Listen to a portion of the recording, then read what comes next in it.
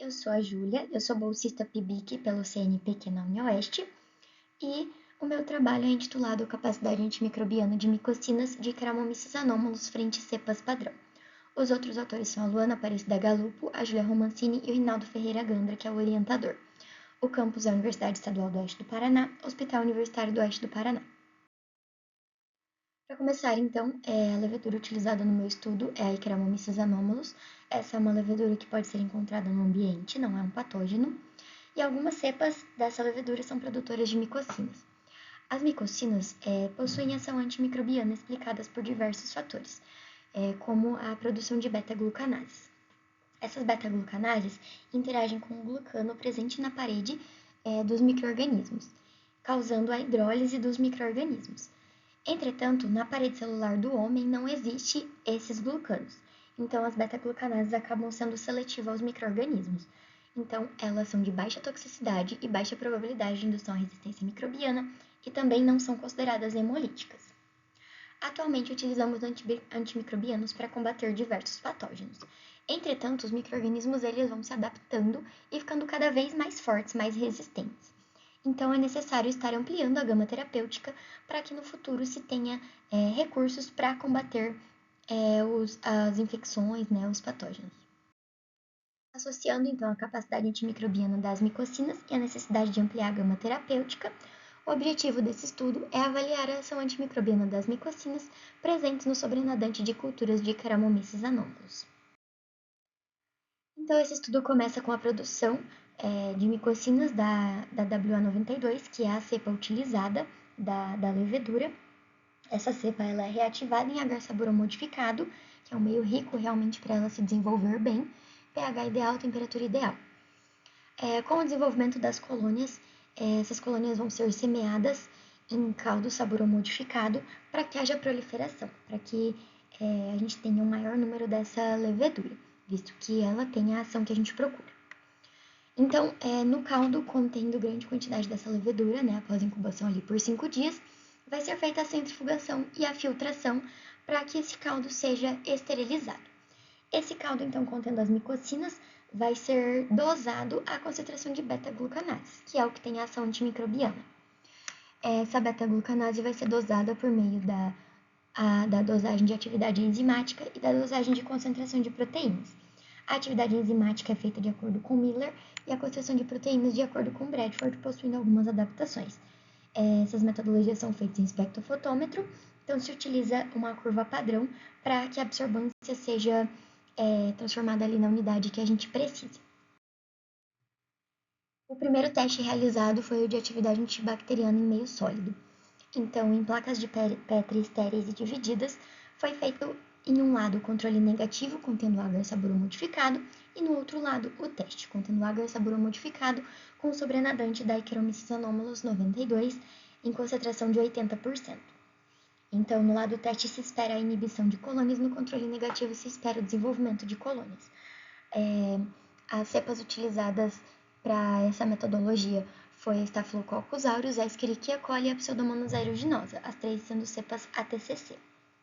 A atividade antimicrobiana por microdiluição foi um teste realizado, que é um teste mais quantitativo. Ele vai dar para a gente a concentração inibitória mínima. Então, é um teste que a gente consegue ver qual a menor concentração de beta-glucanase que inibe o desenvolvimento do microorganismo. Então, foram usadas microplacas contendo 96 poços, tinham poços teste, poços controle positivo e poços controle negativo. Os controles são importantes para a validação do teste. O teste, então, continha cepas em concentração de 10 a 5ª unidade formadora de colônia por ml, e sobrenadante da WA92 com diluições em água destilada estéril.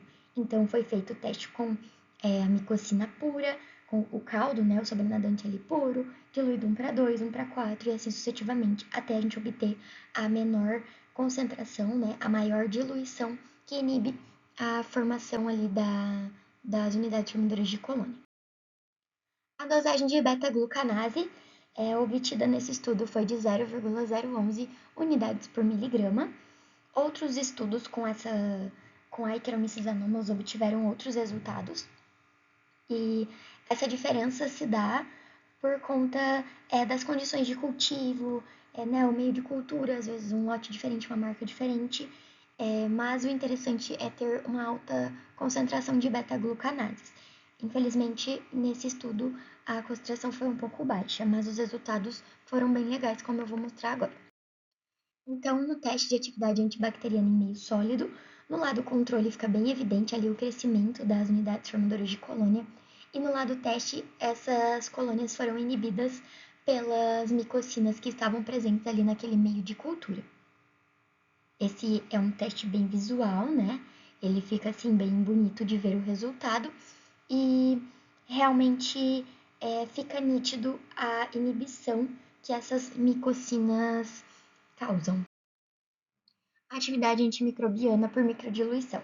Então, como eu falei, esse daqui já é um pouco mais quantitativo do que visual, mas eu fiz aqui um gráfico para evidenciar um pouco esses resultados. A Pseudomonas aeruginosa e o Staphylococcus aureus foram inibidas em concentração mínima de beta-glucanases de 0,005. A E. coli em concentração mínima de 0,003. A Candida albicans e o Aspergillus niger em concentração mínima de 0,001. Aqui esse resultado ficou bem legal porque nos fungos existe maior concentração de glucano na parede celular do que nas bactérias.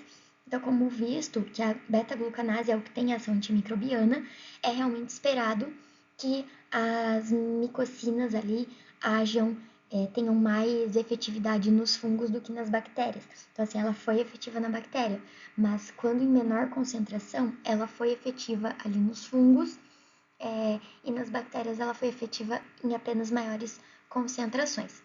Outros estudos na literatura já obtiveram resultados, como Calazans et al. Em 2021. Nessa mesma metodologia, utilizaram Staphylococcus aureus e obtiveram resultados legais também. Conclusão. Então, nesse estudo foi vista a atividade inibitória das micocinas contra bactérias gram-negativas e gram-positivas, aeróbias e anaeróbias, e também fungos filamentosos e leveduras. Dessa forma, a gente percebe que se otimizar a concentração das beta-glucanases, né, otimizar a atividade ali das micocinas, essas micocinas acabam sendo interessantes para ser aplicadas em diversos produtos farmacêuticos, também na agricultura, também na conservação de alimentos. Então, essas micocinas podem ser utilizadas em várias áreas, desde que sejam ali otimizadas. Quanto maior a concentração de beta-glucanases, melhor vai ser a ação dela. Então, agradeço ao CNPq pelo fomento da pesquisa de iniciação científica, à UniOeste pelo incentivo e também ao Hospital Universitário por disponibilizar a estrutura para ser desenvolvida a pesquisa. Obrigada.